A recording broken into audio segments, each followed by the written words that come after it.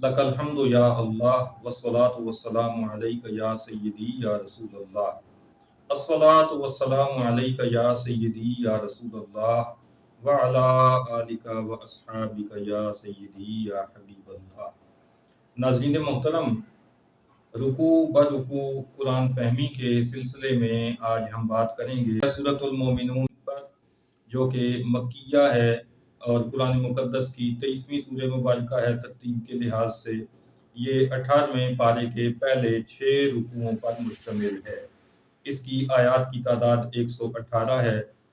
इसमें मोमिनीन की सिफ़ात हमीदा बयान फरमाई गई हैं, तौहीद और आखिरत के मुतल्लिक़ गलतफ़हमियों का इज़ाला किया गया है और अल्लाह की कुदरतों का बयान है, और ये बताया गया कि जब उस जैसा कोई भी नहीं है तो उसका शरीक कौन हो सकता है।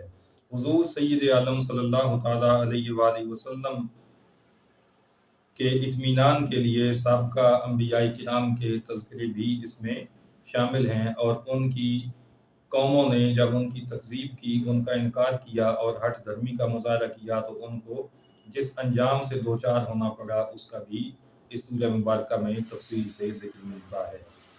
सूरह मोमिनून पहला रुकू, 18वें पारे का ये पहला ही रुकू है। इसमें ये बताया गया कि मोमिन मुराद को पहुँचने वाले हैं और फलाह पाने वाले हैं। इनका तारुफ ये दिया गया कि ये नमाज में खुशू का मुज़ाहरा करते हैं और बेहुदा बात की तरफ बिल्कुल इल्तिफ़ात नहीं करते, ज़कात अदा करते हैं और अपनी शर्मगाहों की हिफाजत करते हैं, अमानतदार हैं, वादे वफ़ा करने वाले हैं और नमाज़ों की हिफाजत करने वाले हैं। यही जन्नतुल फिरदौस के वारिस हैं, जिसमें ये हमेशा रहेंगे। रहम मादर में बच्चे की तख्लीक और नशोनुमा के मराहिल का यहाँ पर तज़किरा है। अल्लाह ताला की अज़मत शान बयान की गई है और ये बताया गया कि दुनिया में आने के बाद, यहाँ ज़िंदगी गुजारने के बाद फिर मौत है और फिर क़यामत बर्पा होगी। अल्लाह रब्बुल इज़्ज़त ने 7 आसमान बनाए, वो मखलूक से बेखबर नहीं है।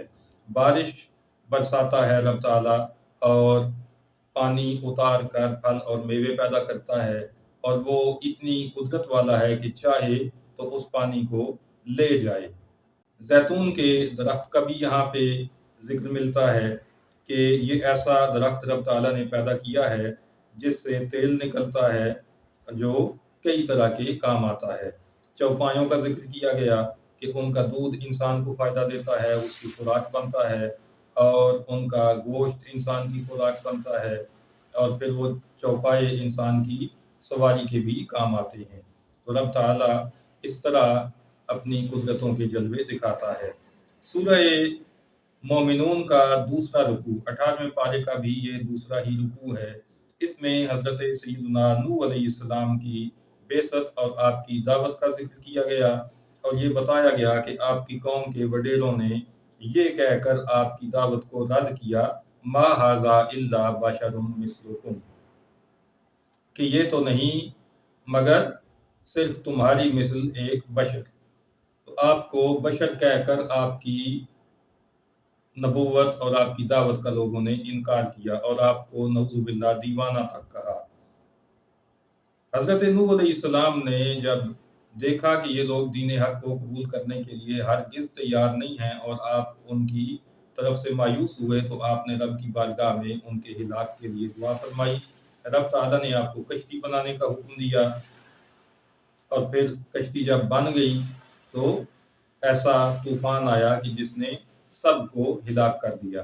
कश्ती के अंदर हज़रत नूह अलैहिस्सलाम ने रब ताला के हुक्म पर हर जिन्स के एक एक जोड़े को बिठा लिया, और इंसानों में से अपने मानने वालों को उसमें बिठाया। आपके 3 बेटे जो अहले ईमान थे वो उसमें सवार थे, 3 बहुएं भी उनके साथ शामिल थीं, और दीगर मोमिनीन भी थे, जिनकी कुल तादाद 78 बनती है। तमाम कुफ़ार को गर्क करने के बाद रब ताला फरमाता है कि हमने और संगत पैदा की। यहाँ पे हज़रत हूद अलैहिस्सलाम की कौम आद का पैदा करना, उसका ज़िक्र किया गया है। उन्होंने भी कौम को वही दावत दी جو پچھلے انبیاء دیتے رہے کہ اللہ کو اپنا رب مانو، کسی کو اس کا شریک نہ کرو۔ تیسرے رکوع میں بتایا گیا کہ ان کی قوم کے نافرمانوں نے بھی وہی الفاظ استعمال کیے، ما ھذا الا بشر مثلکم، کہ یہ ہود علیہ السلام تو محض ایک بشر ہیں، اس کے علاوہ یہ کچھ نہیں ہیں، اور جب ہم لوگ ہڈیاں ہو جائیں گے تو اس کے بعد کیسے زندہ ہوں گے؟ حود علیہ السلام تو یہ کہتے ہیں کہ اس کے بعد تمہیں زندہ کیا جائے گا، حالانکہ یہ بالکل ممکن نہیں ہے، اور یہ اللہ پر جھوٹ باندھ رہے ہیں، نعوذ باللہ۔ ہم ان کی دعوت کو ماننے والے نہیں ہیں۔ حضرت حود علیہ السلام کی عرض پر اللہ تعالیٰ نے چنگھاڑ کا عذاب بھیجا، جس نے انہیں گھاس اور تنکے کر دیا۔ پھر پے در پے رسول آئے، لوگوں نے جب ان کا انکار کیا تو انہیں بھی اگلوں سے ملا دیا گیا، اسی طرح سے ان پر بھی عذاب آئے، اور اگلے انکار کرنے والوں کے ساتھ ان کو بھی جہنم کا رب تعالیٰ نے ایندھن بنا دیا۔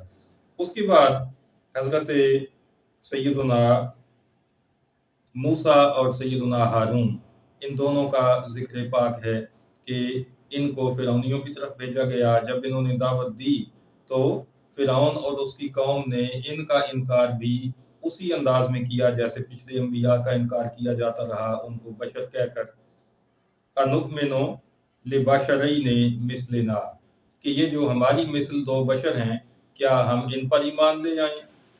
ناظرین محترم، یہاں پہ آپ مماثلت ذرا ملاحظہ کیجئے کہ جتنی بھی نافرمان قومیں سابقہ گزری ہیں، وہ نبیوں کا انکار کرنے کے لیے بشر ہی کی رٹ لگایا کرتی تھیں کہ یہ تو بشر ہے، یہ ہماری طرح کھاتا پیتا ہے، ہماری طرح بازار میں جاتا ہے، ہماری طرح شادی بیاہ کرتا ہے، تو پھر یہ نبی کیسے ہو سکتا ہے؟ اور آج ہمارے معاشرے میں بھی ایک طبقہ ایسا ہے کہ جو نبی کریم رؤوف الرحیم صلی اللہ تعالیٰ علیہ وآلہ وسلم کی عظمتوں اور آپ کی رفتوں کا انکار کرتے ہوئے آپ کو محض اپنی مثل بشر قرار دیتا ہے۔ تو ان کا کنیکشن انہی پہلے لوگوں کے ساتھ ہے، انہیں ان کے انجام سے عبرت حاصل کرنی چاہیے اور اپنا قبلہ درست کرتے ہوئے صحیح اور سچا دین قبول کر لینا چاہیے۔ چوتھا رکوع ہے سورۃ المومنون کا، یہ 18ویں پارے کا بھی چوتھا رکوع ہے۔ اس میں رب تعالیٰ نے پیغمبروں کو مخاطب کر کے کچھ احکام ارشاد فرمائے۔ مفسرین نے یہاں پہ مختلف توجیحات پیش کی ہیں کہ یہ سابقہ پیغمبروں کو ان کے اپنے اپنے ادوار میں یہ احکام ہر نبی کو دیے گئے تھے، اور ایک توجیہ یہ بھی دی گئی کہ مخاطب تو انبیاء کو کیا گیا ہے، لیکن دراصل یہ احکام ان کی امتوں کے لیے تھے۔ بہرحال یہاں پہ حکم دیا گیا کہ پاکیزہ چیزیں کھاؤ، اچھے کام کرو، اور میں تمہارا رب ہوں، مجھی سے ڈرو۔ رسولوں کا کہا مان کر اللہ کو رب مانے اور آخرت پر ایمان رکھنے والے بھلائیوں میں جلدی کرتے ہیں، یہ بھی یہاں پر حقیقت بیان فرمائی گئی ہے۔ منکرین کے وڈیرے جب پکڑے گئے عذاب میں تو فریاد کرنے لگے۔ رب تعالیٰ نے فرمایا کہ فریاد نہ کرو کہ اب تمہاری مدد نہ ہوگی۔ اہل مکہ جو حرم کی خدمت پر بہت اتراتے تھے، ان کو بھی یہاں پر مخاطب کیا گیا اور فرمایا کہ ہم ان کے پاس وہ چیز لائے جس میں ان کی ناموری تھی، مگر وہ عزت سے منہ پھیرے ہوئے ہیں، یعنی نبی کریم رؤوف الرحیم صلی اللہ تعالیٰ علیہ وسلم کا ان کے اندر مبعوث ہونا اور قرآن مجید ساتھ لے کر آنا، یہ وہ نعمتیں تھیں جن کی اگر قدر کرتے، ان پر ایمان لے آتے تو ایسی ناموری مل جاتی کہ قیامت تک ان کے چرچے ساری کائنات میں جاری رہتے، مگر یہ لوگ اس سے محروم ہیں اور انہوں نے اپنی عزت سے بھی منہ پھیر رکھا ہے۔ پانچواں رکوع ہے سورۃ المومنون کا، جو کہ 18ویں پارے کا بھی پانچواں ہی رکوع ہے۔ اس میں یہ ارشاد فرمایا کہ کان، آنکھیں اور دل اللہ تعالیٰ ہی نے بنائے اور تمہیں زمین میں پھیلایا، پھر اسی کی طرف تم نے اٹھنا ہے۔ زندگی اور موت رب تعالیٰ نے پیدا کی ہے، اور دن اور رات کی تبدیلی بھی اسی کے حکم سے ہے۔ آخرت کا انکار کرنے والوں سے رب تعالیٰ نے فرمایا کہ زمین اور جو کچھ اس میں ہے کس کا مال ہے؟ اے محبوب، آپ ان سے یہ سوال کیجئے۔ جب آپ سوال کریں گے تو ان کا جواب کیا ہوگا؟ وہ کہیں گے کہ سب کچھ اللہ کا ہے۔ تو پھر اے محبوب تم فرماؤ کہ پھر تم سوچتے کیوں نہیں ہو، عقل کو استعمال کیوں نہیں کرتے ہو؟ ساتوں آسمانوں اور بڑے عرش کا مالک کون، یہ ان سے پوچھا جائے۔ اور اے محبوب جب آپ پوچھیں گے تو یہ کہیں گے کہ اللہ ہی ان سب کا مالک ہے، تو پھر آپ ان سے فرما دیں کہ پھر تم ڈرتے کیوں نہیں؟ کس کے ہاتھ ہے ہر چیز کا قابو، کون ہے جو سب چیزوں پر قدرت رکھتا ہے؟ تو یہ جواب میں کہیں گے کہ اللہ، اس لیے کہ اور کوئی ایسی ہستی ہو ہی نہیں سکتی کہ جو ان ساری قدرتوں اور ان ساری طاقتوں کی مالک ہو، تو انہیں مجبوراً یہی کہنا پڑے گا کہ اللہ ان سب چیزوں کا مالک ہے۔ تو پھر اے محبوب تم ان سے فرماؤ کہ کس جادو کے فریب میں انکار کرتے پھر رہے ہو؟ اگر اللہ رب العزت کے ساتھ کوئی اور خدا ہوتا تو وہ اپنی برتری چاہتا، اس طرح دنیا کا نظام نہ چل سکتا۔ تو اس سے معلوم ہوا کہ رب تعالیٰ لا شریک ہے، وہ ہر نہاں اور عیاں کا جاننے والا ہے، اور وہ بلند ہے ان کی شرک سے، وہ بے نیاز ہے ان سے۔